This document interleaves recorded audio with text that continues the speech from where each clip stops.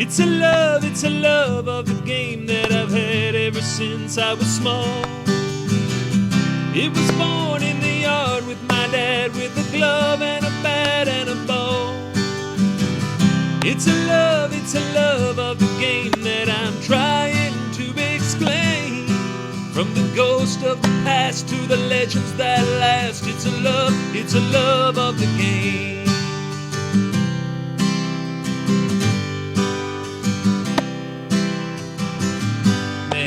I love baseball.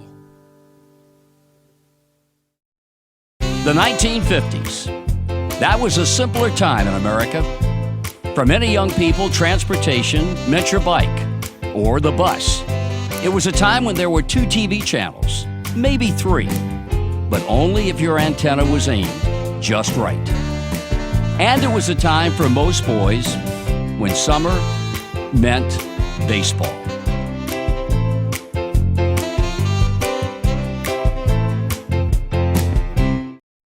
I can never forget the first time I ever got a uniform for any kind of organized baseball, and it was for Ballards. And I was so happy as probably a 10, 11-year-old that I could not take that uniform off that day when I finally got my first uniform. When they put together Little League Baseball, Babe Ruth League Baseball, and American Legion Baseball, this park became our second home. I probably spent as many hours here as I did anywhere in this city outside of my own home. This is a story about baseball in a small American city in the 1950s. It's a story about boys who played the game at a very special place and about the men who coached them. Perhaps the same story could be told about boys and their coaches in hundreds, maybe thousands of American towns in the 1950s. Indeed, this story is universal. But to the young men who played baseball in Ashland, Kentucky, no other place had the magic of CP1. In the 1950s, the sports section of the Ashland Daily Independent listed all the games for the coming week at Central Park. The schedule for the smaller field was abbreviated as CP2. And above that, you'd see the listings for where the big boys played. CP1. We grew up in this park and just made so many friends here, and it was great to come down. Even when we weren't part of a team growing up, you could bring your glove down here and your bat and ball. There was always somebody on one of these diamonds that was playing catch or hitting fungos or just hitting grounders. So it was really terrific, and you could stay down here all day and play just about as much baseball as you wanted. In the summer of 2008, hundreds of boys, now men in their 60s, who had played baseball at CP1, came back for a reunion.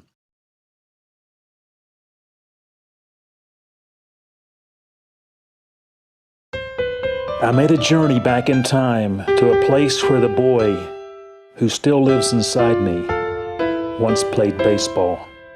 I heard the talk of summer days in wooden bats and flannel uniforms, and I realized that we are all still boys. I would ride my bike. I never drove a car until I got to college. I rode my bike over top of what I call the mountain down into Central Park, and we would get there early in the morning during the summer, and we'd play all day. There was no organized summer ball when I was in the 8th and 9th grade. We would go down, choose up sides, and people would choose this person and that person, and we'd take the bat and figure out who the last person was that would get to choose, and we would start, and there was always enough of us there to play. Central Park was our babysitter.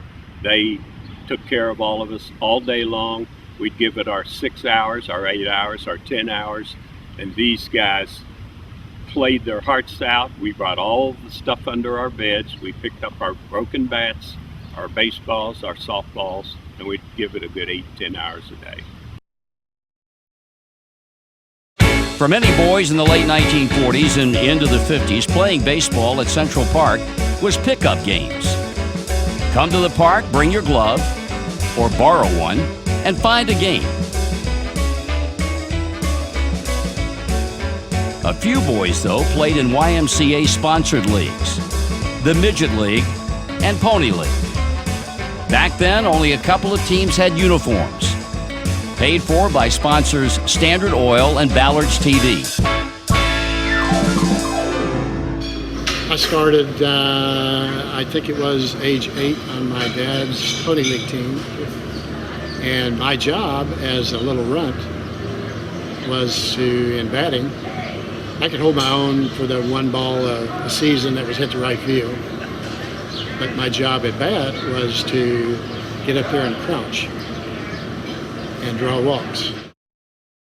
I have been fortunate in my coaching career to play in Duke, Cameron Indoor Stadium, Carolina, Maryland, Alabama, all those places, been to Guantanamo, been all kind of things.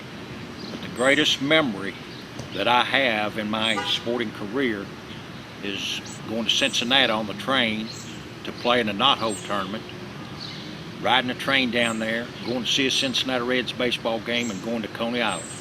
Greatest memory in my life. Probably around 7, 8 years old. I was a little young boy.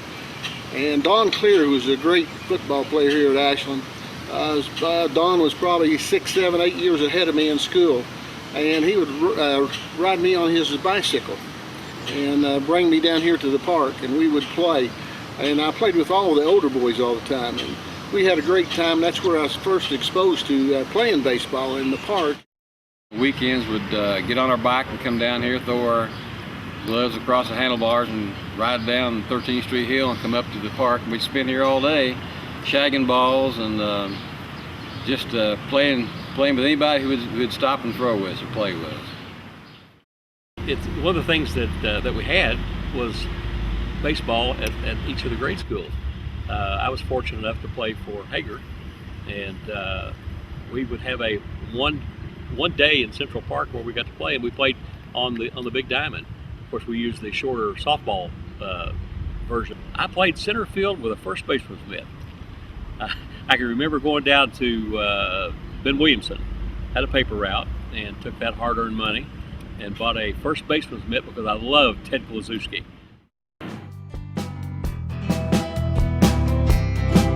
In the mid-1950s, a group of local men greatly expanded youth baseball in Ashland. In 1955, Little League play began.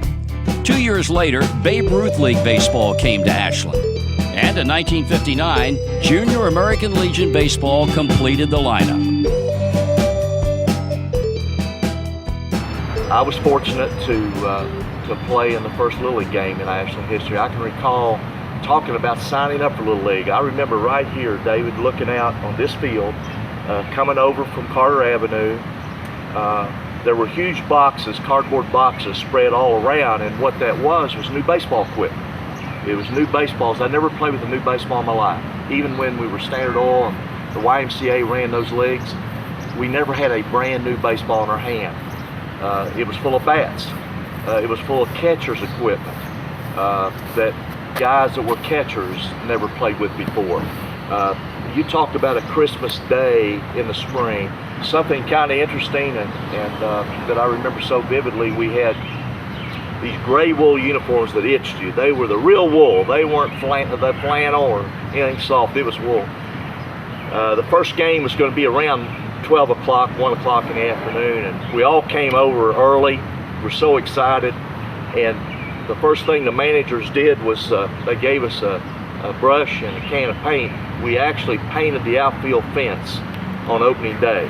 I got green paint on my uniform, and it was on there the whole season, but I do recall that vividly, and it was kind of one of those things that, I don't know if you get kids to do that nowadays, but back then we were so excited to be here that we would have done anything they asked, but we painted that outfield fence that opening day. They threw the ball into me, and I stroked it, and it went over the left field fence, as I recall, and I was tickled to death and got back to the dugout, and the cameraman came over there with Jack Floyd sitting right next to me and took a picture of us, and it was history after that. When this was a Little League park right here, which was part of CP1, okay, we won the Little League Championship of Ashland, and I hit a home run. And I will never forget it. It was a 3-run blast that just barely cleared the fence. And we ended up winning that year, which was, I still remember it. I mean, for all of the decades and decades of sporting events I've been involved with, it still is in the back of my mind. I started out on the mound pitching, and Steve was catching. And I walked the first batter and hit the second batter, and then walked the third batter. So the manager comes out and he says, Bill, he says, I don't think you have it today. So he switched Steve and I, put me behind the plate, put Steve on the mound. So Steve finishes the game and he pitched a no-hitter. So at that time, the media would give us a write-up in the paper. So the next day it came out and said, Bill Meyers twirls no-hitter. So I still have that article, and every time Steve gets a little on his high horse, I pull that article out and show it to him, just to remind him that his big brother was part of that twin no-hitter. When you're in Pony League, you didn't have a uniform, but when you got to be Little League, we'd put the uniforms on, and instead of thumbing downtown, get to school, whatever, we'd walk, and we'd throw that, tie our shoes together, throw it across our shoulder, and walk downtown, and it's all about the uniform, too. It was just a thrill to be associated with the baseball at that age, and I just can't imagine the pride that we had and the memories we look back over those years. Back then, the boys all had their dreams of being big league ball players. Those dreams began in backyards and on neighborhood vacant lots, and brick walls became stadiums where baseball dreams were acted out. Spawns on the mound, 3-2 count, takes a sign, he pitches. And in those bubblegum card days of their youth, the boys knew the names of baseball players better than the names of U.S. presidents. We had Big Clue at first, and you had Johnny Temple at second, you had Roy McMillan at short, and Ray Jablonski at third. Probably Ewell the Whip Blackwell. You know, we all remember that left-handed pitcher. And you had Harry Perkowski, you had Herman Wiemeyer, you had Professor Kenny Raffensperger. I don't know why he was professor, but that's what Wade Hoyt always called him, Professor Kenny Raffensperger. He may have finished high school. That may have been the way. As the boys moved up from Little League to Babe Ruth League, their skills increased, and so did their self-confidence.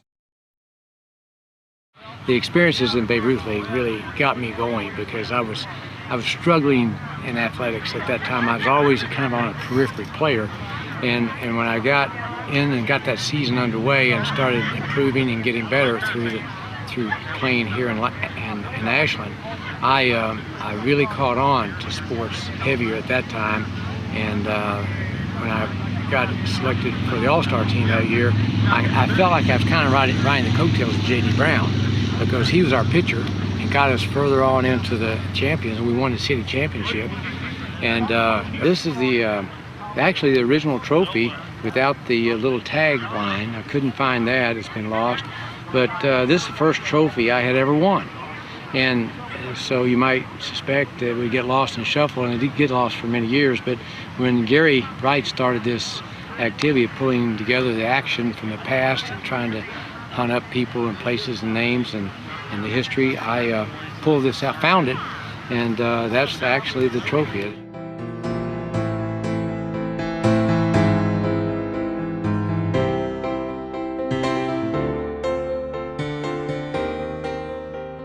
My first hero was never on a baseball card. He never played at Crosley Field or Ebbets Field. I never saw him on our black and white TV. My first hero, I can still hear his voice as he would say to me, "Let's go throw some." Robert Wright was a played baseball. Robert was 2 years ahead of me, but I thought Robert was one of the best baseball players. He could play any position on the field. And Robert was probably my hero as far as baseball is concerned, because I looked up to him, and he was such an outstanding player that he was one of my heroes. My first hero, baseball hero, would be my brother Bill Lynch. As we were growing up, he kind of set the standard for us, and as he got better and better, that's what I wanted to do. I wanted to get better and better at playing the game of baseball, and as we progressed, he obviously became a tremendous pitcher, and that's really what I wanted to do. The early heroes were Don Cecel. Don was just an exceptional person. He'd always come pick us up on Sunday evening. He'd have a carload of kids, and we would either go to the bluegrass field up there or come down here to Central Park. My number one hero, I have to tell you, wasn't a big leaguer. It was always my dad. But the guy that I admired most in baseball was Robert Wright. Robert Wright coached me 2 or 3 years, helped his dad coach, and I think, other than maybe my father, Robert Wright taught me more about baseball.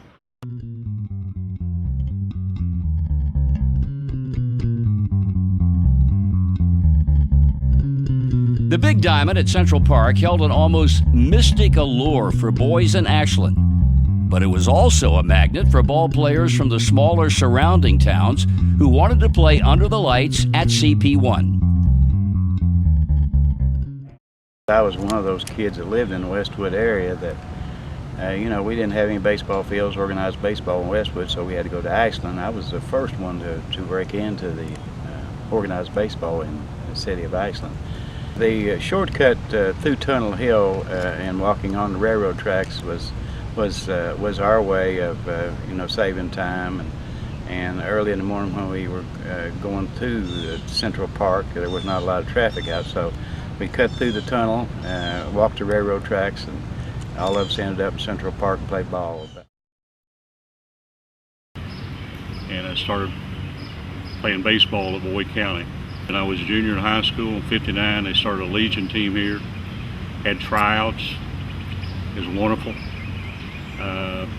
Was selected with the old Armco team. You had Armco Ashland Oil, Sanitary Milk, and Westwood Boys Club.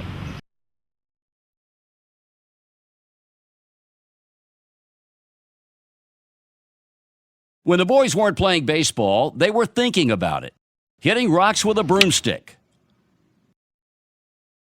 Playing wiffle ball. Playing baseball board games. And going to sleep listening to Wade Hoyt broadcast Cincinnati Reds games on the radio.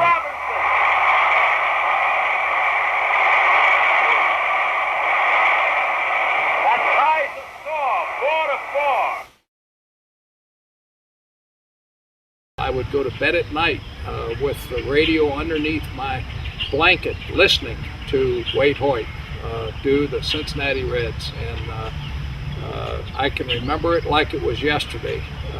My experience, that's where I also developed, in addition, I always had a love of the game, my love for broadcasting. And so when Wade Hoyt would go on to do the road games, he did it through, Western Union and a ticker tape. And you'd hear tick, tick, tick, tick, tick, or whatever, and then Wade would read it, tell you what happened. And yet he would do it in such a way as if he were at the ball game, If you've listened to Wade's tapes or records and so forth, you've heard him tell the story that one time that when they were in Philadelphia, and this is particularly true of us guys who remember Reecie Ashburn so well. Fine banjo hitter, but he's a Hall of Famer, and that's what counts. And so Ashburn was up at bat, and they lost their connection. And so Wade had Reecie Ashburn foul off 12 or 14 pitches. He'd foul, there's a little nubber off to the dugout. Here's one up behind the plate or wherever.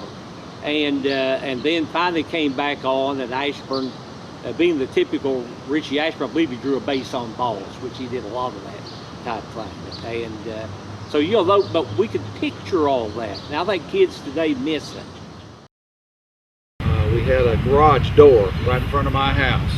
Put drew a plate on it, and we threw tennis balls at each other day in and day out all summer long. On Hackworth Street, where I was raised, there was many, there was about 35 or 40 kids at that time on that street. So we did a lot of unorganized baseball, wiffle ball, and that sort of thing. There was always a game going on in someone's backyard, and that's pretty much what we did in the summer. There wasn't video games, or very few of us went to the swimming pool, simply because we loved to play ball. Because I can remember at one point in time, we actually, before we had lights around here, and we actually rigged lights up in the backyard and played at night. And we just had a great time. You know, it was just something that you did all day, every day.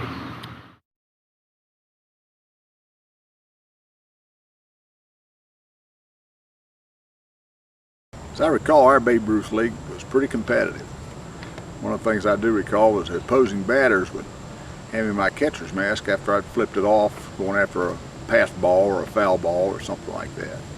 They usually have a big grin on their face as they hand me my catcher's mask.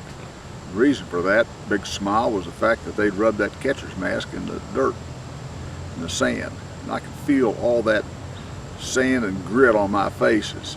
Eventually I learned, it took me a while, to go ahead and whack that catcher's mask against my shin pads and rub it down my thigh a couple of times before I put it on. That's the way it was in our Babe Ruth League.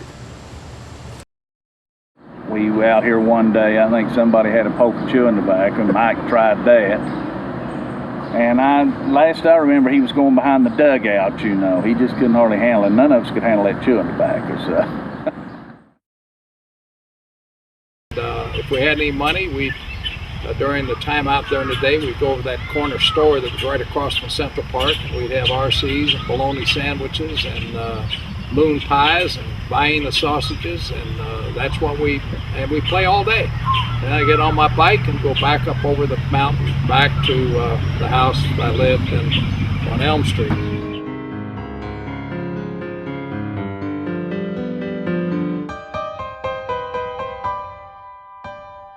The first foreign language I learned was baseball. I was 8 the first time I played. I stood at the plate holding a huge Louisville slugger. "Hold the grain up," somebody hollered, "and choke up on the bat."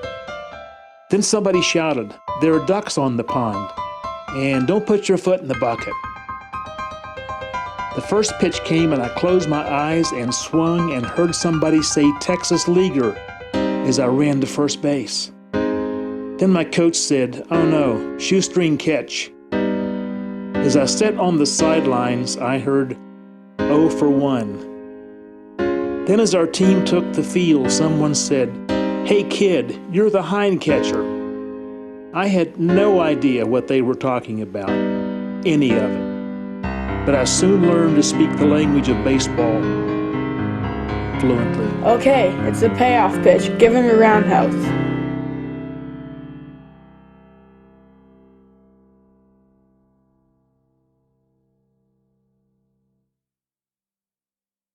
What was Ashland like in the 1950s? 2 words: simple pleasures. Downtown parades, Halloween parties, city pool, soapbox derby,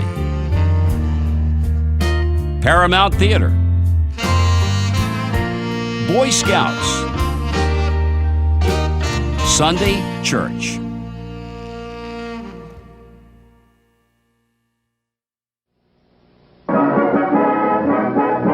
Adventures of Ozzie and Harriet, starring the entire Nelson family.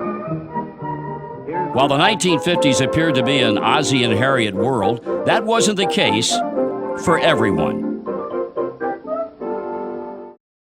In the mid-1950s, much of America was racially segregated, and many elected officials showed no desire to change that. 17 states have mandatory segregation. 4 states have permissive segregation, but at one time the overwhelming majority of the states in the Union had segregation. Now the white people in the South and also the Negroes in the South want it left alone, just like it is. But change was happening. Little by little, each town in America had its own youthful version of Jackie Robinson. In Ashland, those pioneers were Bob Simpson and Reecie Banks. We were ball players.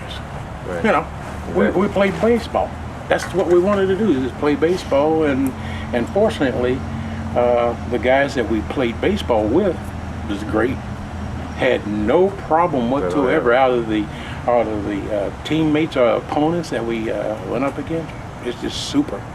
And I guess some of the adults were the ones that we had problems with that stood in the way of actual ball playing. The coaches were super. They gave us opportunities to do some things.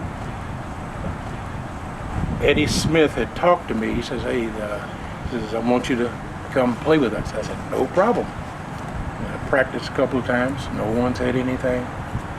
But then game day, he said, "Okay, let's take the field." And I grabbed my glove, ran out to right field, and then all of a sudden one of the league officials came on the field and says, "No, no, no." He says, "He can't play. He cannot play." Now the rest of the guys, you know, looked around at it. They didn't know what was going on. They did not know a thing of what was going on, but the game was held up, and I remember Eddie and the official got into an argument, things of this nature, and then Eddie said, "Well," he said, "I'm sorry." He said, "I got to apologize to you." He says, "But believe me," he said, "next year this is not going to happen." And I believed him, and he fulfilled his promise to me because I was able to play. When Bob Simpson's team went to the state tournament in 1957, he and his teammates had a surprise waiting. When the team went to check into the hotel, the people at the front desk had other ideas.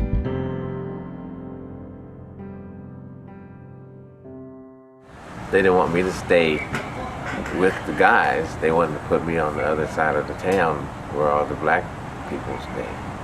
And the guys and the coaches said, "No, where we stay, he stays." The teams were our home, our friends. Oh yeah, that was it. You know, once we got with the team, we felt at home. We were at home. That was our buddies. That was our support system.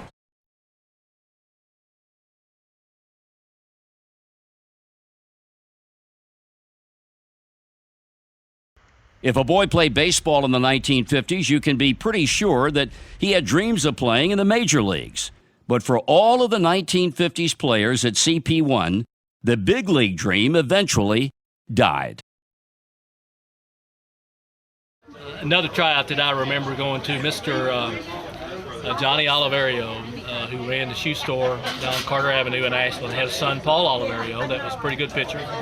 And myself, and I think Reecie Banks and Paul Oliverio went to, I believe it was Huntington, they might have been even Charleston, for a tryout with the Pittsburgh Pirates. Mr. Oliverio had a contact with the Pirates. So we went up there for a tryout, and my pitching was okay up there. But then what they obviously wanted to do was check your speed too. So one of the things they had was everybody get on like the left field line, and you know, so just on the count of 3, we're going to race and go about 100 yards out there. And so we were all lined up there, and of course I knew I wasn't going to win that race, but I was just trying to finish and do as well as I could. And then right out of the starting blocks when he said go, what I remember is taking about 2 steps and going straight down because I tripped on something. So as you try to do, realizing that you tripped, I tried to get up, but Reecie said I went like a bunny for about 5 or 10 feet as he was looking back at me, see. Well, I never did finish that, so I don't know where I ranked on the speed skills. But again, the Pittsburgh Pirates never called me back, so those are my memories, lax as they are, of having a couple of tryouts. We played University of Kentucky, and Cotton Nash was first baseman that day, and I was on third. I knew he could hit, but I wasn't sure how good a hitter he was. The ball was hit so hard at third. I got my glove on it. It literally hit the glove, took the glove. It goes right on out in left field. Ball, glove, the whole bit. And I'm thinking, you know, I wasn't going to the major because that was competition. I knew I wasn't going to be able to stand up to it. We played in a tournament over at Portsmouth, and I can remember Gene Bennett, which is a scout with the Reds. He played for a team called Deemer's Market. They had an exceptional ball team. And I pitched a one-hitter against them one night, and the next day or so, Gene got in touch with me, and there was 3 of us fellas went to Cincinnati with him. I was there, I don't know, maybe 4 days. Room with Don Pavletic, which was a catcher. Fred Hutchison was there when I was down there, and I got to throw in front of him. And he was always wanting me to throw a curveball, and I just could not throw one that was any good. And he would tell you, you know, hey, it's not worth a darn, you know. When we got to Kingsport, Tennessee, Henderson, Selby, and I had driven down there and checked in, and we were doing our warm-ups. One of the Pittsburgh people had us over on the sideline, and we were going to go in and throw a couple innings, each of us. And as we were warming up, getting ready, one of the Pittsburgh people made a comment which really got my attention. He said, the difference between a major leaguer and a wannabe is when you cross that foul line to go into the main field. He said, you guys throw well over here, but can you really throw when you go in on the mound? He said, that's what we're looking for. And good ball players there, Latin American players, could hit the ball, they were fast. We ran wind sprints, and I was pretty quick, but they beat me. I mean, they were a little bit quicker than I was. So there's better ball players there. So at that time, I started noticing, you know, that guys would hang around the ballpark, scouts, and we'd get phone calls, and a lot of letters came to the house. And through the next 3 years, through high school, you had a lot of people doing those very things, making phone calls, you know, coming to the game, talking to you after the game, and a lot of attention, you know, was headed my way, and it's hard to handle when you're that young, not knowing how to do it. It can overwhelm you at times.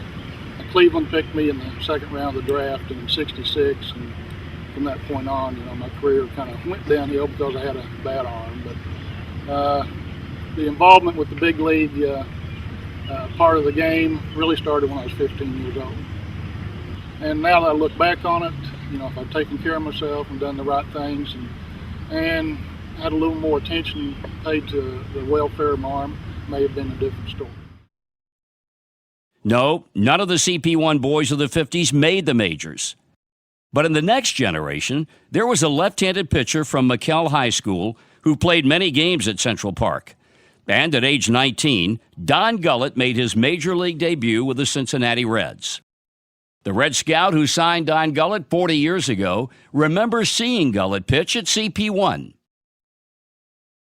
Well, to start with, I had a tryout camp in Iron, Ohio, across the river, and he was in the 8th grade. And I had a bird dog guy, you know, that helped round up players to get into my tryout camp. So he said, hey, he said, I know where there's a little left-hander that can really throw. He said, he can really throw. But I said, the only thing is he's about 14 years old. I said, if he throws like you said he can throw, bring him over. And I know, come over, and I said, now, just take your time, because you're not going to go through all these other drills. Because I understand that you can throw as good as some of the guys in the big league, you know. So I told him, I said, when this is over with, I'm going to keep about 8 or 10, I don't remember what it was now, players, and I want you to pitch to these players. So I kept, I think it was maybe 9, I'm not sure about that. So every one of those were players like from Ohio University, college players. Ohio University, Marshall, at the time it was Morris Harvey in Charleston. And I said, now, get good and loose. And when you get good and loose, well then, I just want you to pitch like we're playing a game. So he struck out the first 6. And I said, hold it there, partner. I says, you're sure you're okay now? I said, that's enough. I don't need to. He said, oh, I can get them next 3 out too. Well, he struck them guys out too. And I told him, I said, listen, I'll never come to see you play again until you're a senior.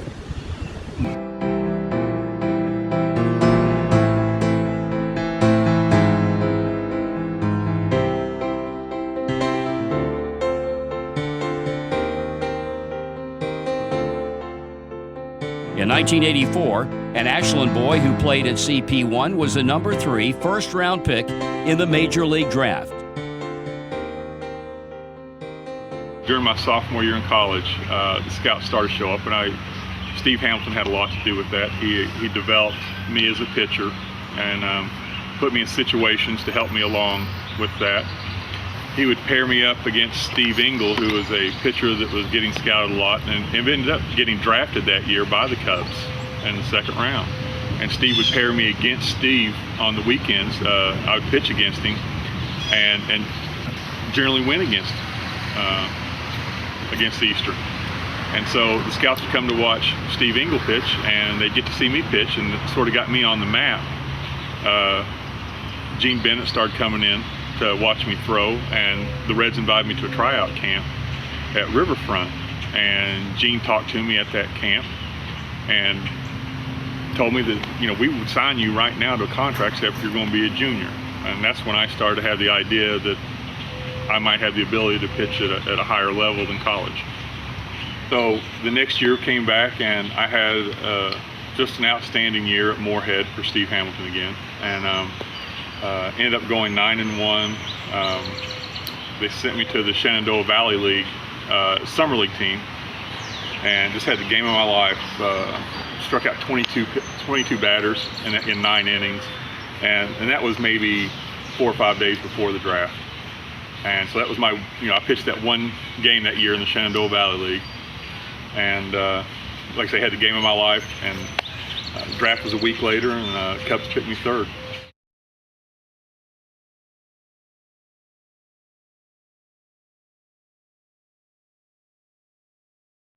Today, there are 3 alumni of CP1 in the major leagues.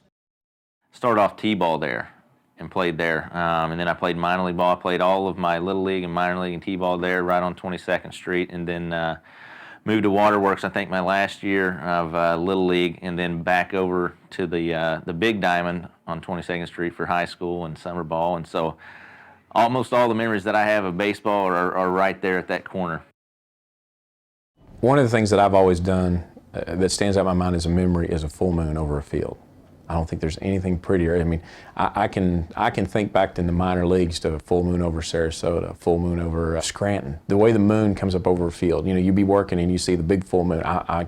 It may sound strange or funny or corny, but to think about that big full moon in Ashland, and how when it was hazy here in the summertime, you'd see that orange kind of tint to it. This kind of things that you remember about Ashland growing up. I like the setting of it, just being kind of a public park, but being, in there with all the trees and stuff. When I was a kid, it was just okay to ride your bicycle from where I lived out by Hager down to the park and just spend every day of the summer, ride my bike down, play all day long. Most of it wasn't organized. We only practiced once or twice a week. But I can remember going over to the Babe Ruth games and the diamond looking so big and just having fun chasing the foul balls and returning them, and occasionally you got a Coke or something from the concession stand because you returned the foul balls. And those are still precious memories to me, that every day was about baseball in the park. Definitely whenever I'm at Cincinnati, whenever I get the fans that come up from Ashland, I can remember a lot of them being down there at the park and rooting me on then, whether it be some teammates or some of my teammates' parents that still go up to Cincinnati. I'll be down there and I'll see them on the fence or somewhere out there, and they were down there cheering for me then when I was 12 years old, 13 years old, and still doing it here in the big league. So it's neat to see those people out there and support me. Baseball memories from our youth are very, very strong, even for a Hall of Fame pitcher. And I started playing regular baseball when I was about 15. Up to then we played mostly softball, and we'd hit 100 times and have 4 men on a team, that sort of thing. And we didn't have an organized baseball program. until probably the American Legion started about 14 or 15. That's when we first were organized. Otherwise, we had games among ourselves, and we had a backyard ball diamond and kept batting averages and everything. I remember one of the best players was a girl named Doris Kuhn. She was our best player up to about 15, and then she disappeared. I don't know where she went, but she didn't make the major leagues.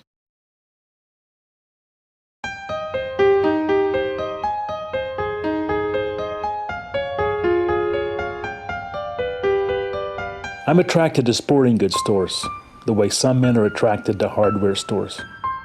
There's something about baseball gloves and spikes that turns me into a kid again. When I smell glove leather, I see my first glove, and I can tell you exactly where I was when I got it. And as I recall my first real baseball spikes, steel spikes, I remember how that was a coming-of-age moment for me. The only comparable feeling was getting my driver's license a few years later. And guess where I drove on my first solo trip? To the big ballpark with my glove and spikes in the back seat.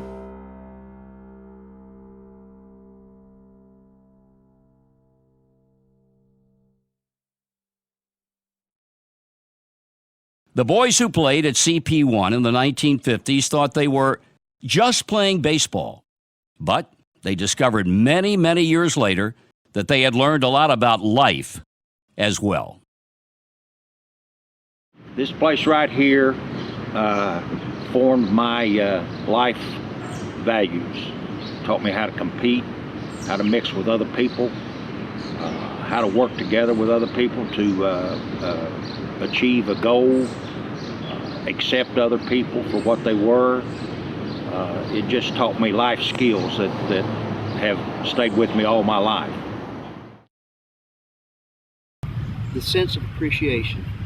I had no idea what sacrifices, how much time they gave, and probably resources that the coaches gave to us. We as kids, we had nothing else to do. These people, as we look back now, they were raising families.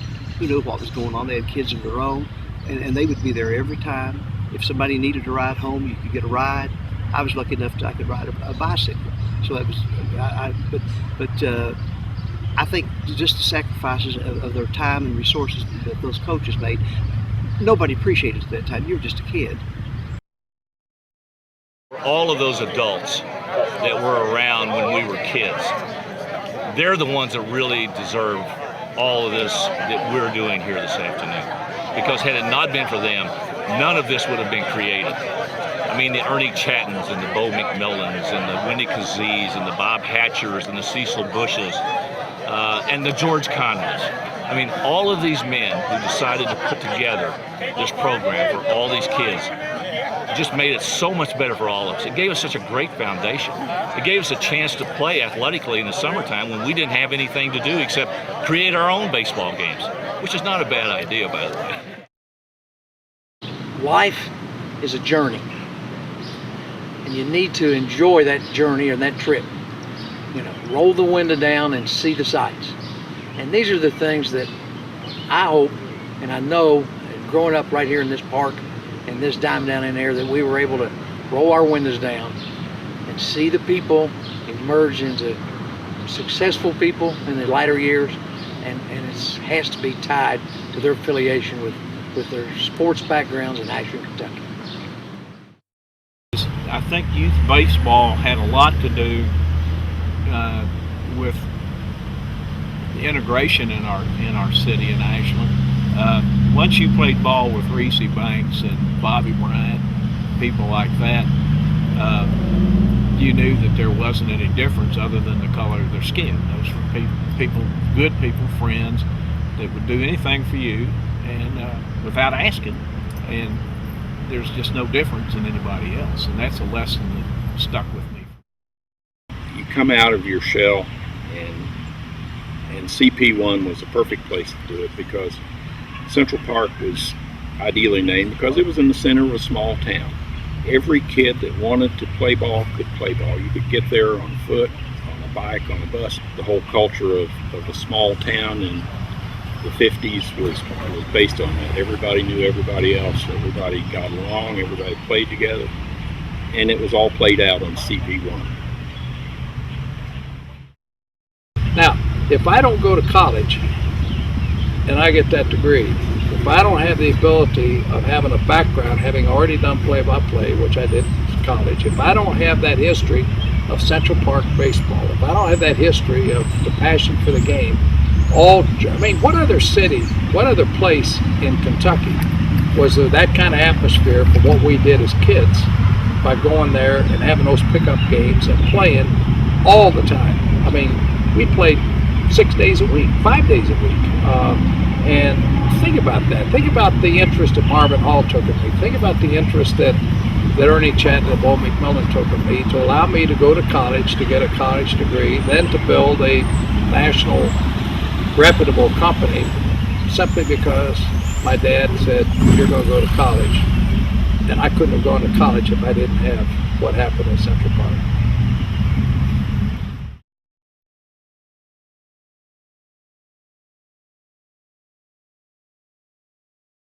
Every time I would go back, I would go back to Central Park. And it wasn't a situation that was planned. I didn't get in the car and say I'm headed to Central Park, but I'd be driving someplace and pass it, and I could not go. The first place I went actually was to CP2, because in 1953, when I got out of grade school, Dale Griffith came by on a bicycle and said, get on the handlebars, you're going to play baseball for Coach Wright. Mr. Wright said, you're going to play third base. I had played third as a fifth grader at Charles Russell and pitched as a sixth grader. I said, okay. And that was my introduction to Mr. Wright, to Pony League, and actually to CP2, other than seeing some softball games. So the place I would always head first, because that was what drew me. Those feelings about first being there. I would go over to CP2 and I would go out to third base and I would stand there.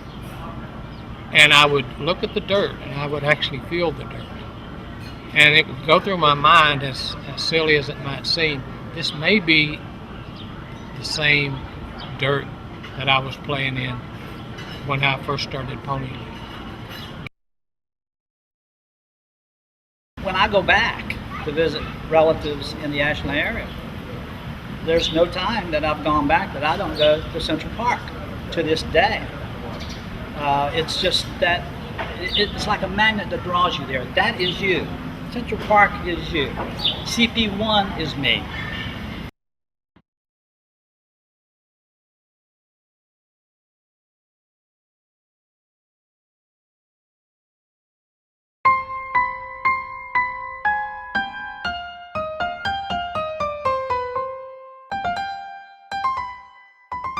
I went back to the big ball field, just me.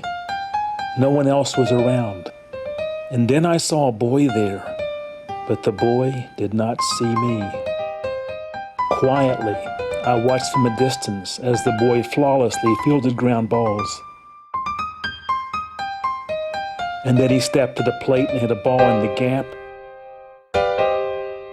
And he ran the bases with speed I can only imagine today. As the boy stood on second base, dusting off his pants, I dared go closer, and I finally saw the boy's face. And then I realized that the boy was me.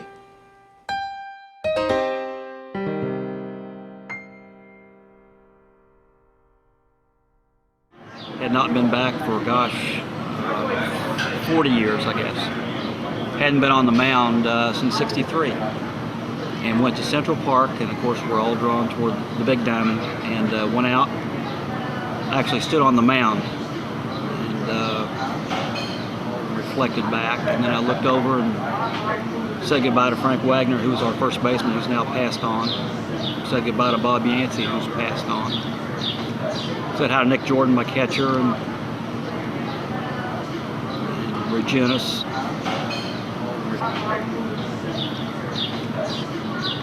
Daniels, Chipper Miller, and all the guys that I'd played with, and just thought back about the wonderful memories, just being part of a great team. It was just really special. Well, it all started as an 11-year-old in this park, playing for Ballard's TV on CP2. I was always in awe of big boys that played on Diamond number 1, hoping someday that I could be there. And I worked hard as a youngster with my teaching of my father and his support. And one day I finally made it here. And the day that I stepped on this diamond as a sophomore playing for the Ashland Tomcats was one of the proudest moments in my life.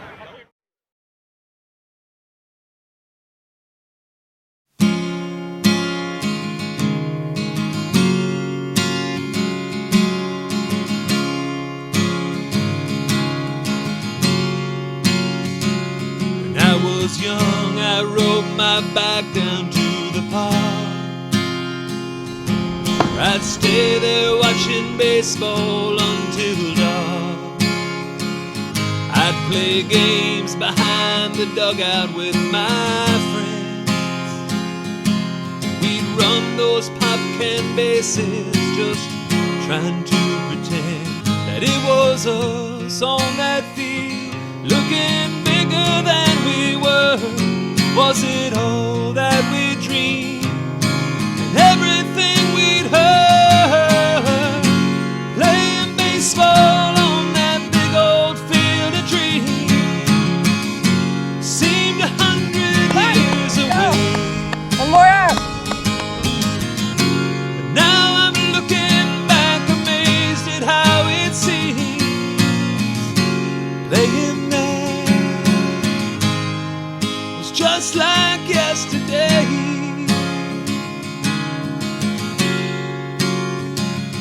5 years later, I can still recall the day when I first walked out onto that big field to play, with my dad giving signs as he was tugging at his feet. Go!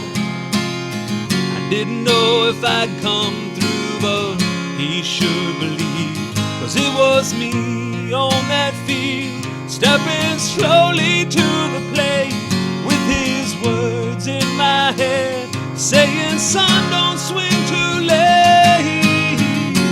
Playing baseball on that big old field of dreams seemed 100 years away.